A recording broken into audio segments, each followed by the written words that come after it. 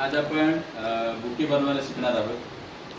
हे जे दिसतंय हे एका जुन्या बुकेचं आम्ही ठेवलेलं आहे. त्याचाच वापर करून नवीन बुके बनवणार आहोत.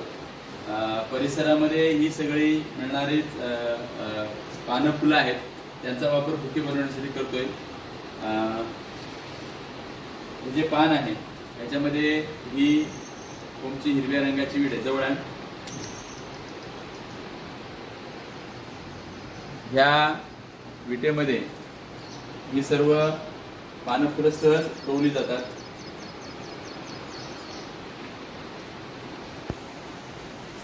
हे लावलेलं आहे. त्याच्यानंतर जी पानं आहे ही पानं लावणार आहे.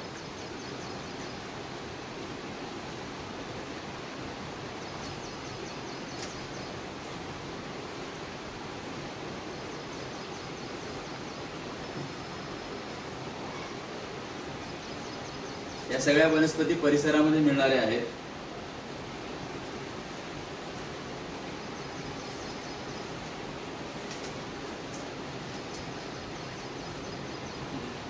नंतर या छोट्या छोट्या फांद्या आहेत, या भरगच्च दिसण्यासाठी त्याचा वापर करणार आहोत.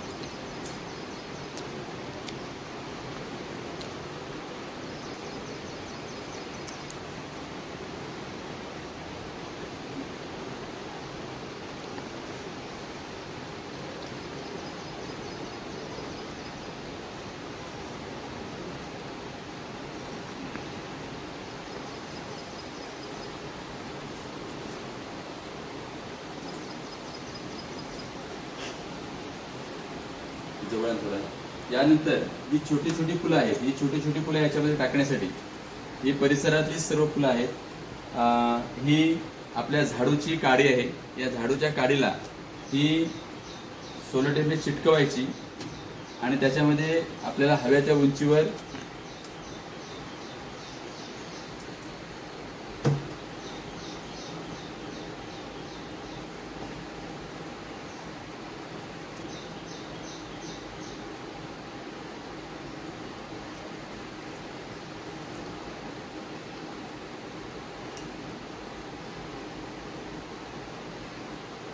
बघायचं.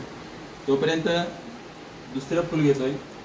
ही जी फुलं आहेत ही फुलं या झाडूच्या काडीमध्ये जर टोवून आपण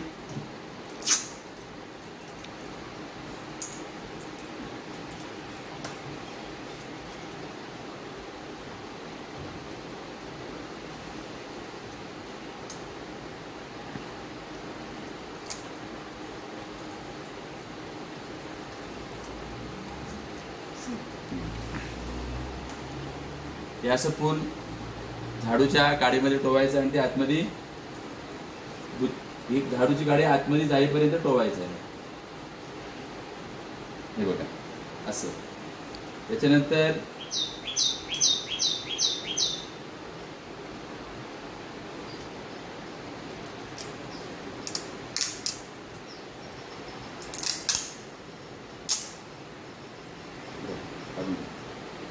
हे असं कण्याला देठ लांब पाहिजे म्हणून ही कारागिरी करावी लागते. बघा हे तयार झालं असं. हे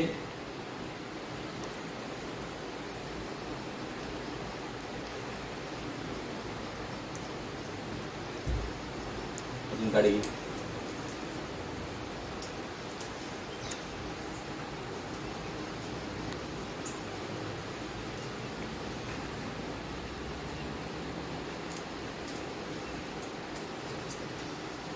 कोणत्याही प्रकारची फुलं असतील तरी त्याच्यापासून आपल्याला त्याचं देठ तयार करता येईल आणि ते लावता येईल.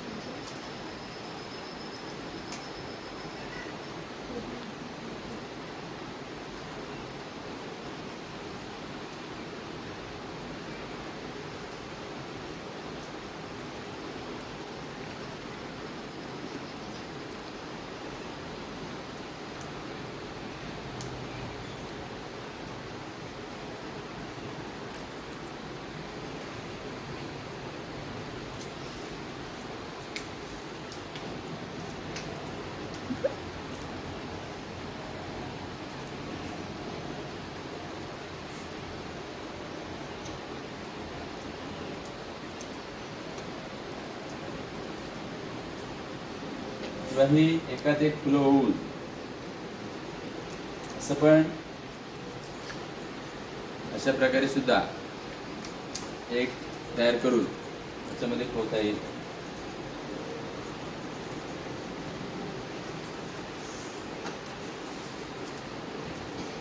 अशी इथलीच फुलं वापरून आणि पानं वापरून हा छान बुके तयार होतो. येईल ना आता करता? ओके चलो.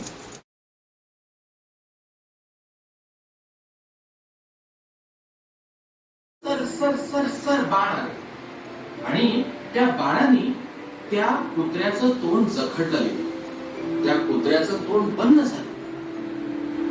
कुठून हे बाण आले, कोणी सोडले? सगळेच जण याचं आश्चर्य करायला लागले. गुरु द्रोणाचार्य त्या कुत्र्याजवळ गेले आणि त्या एक युवक येताना दिसला. त्यांनी जवळ आल्यानंतर द्रोणाचार्यांना साष्टांग नमस्कार घातला. द्रोणाचार्य त्याच्याकडे बघायला लागले. त्यांनी विचारलं, अरे कोण तू? इथे कुठून आलास आणि तूच हे बाण चालवलेस का?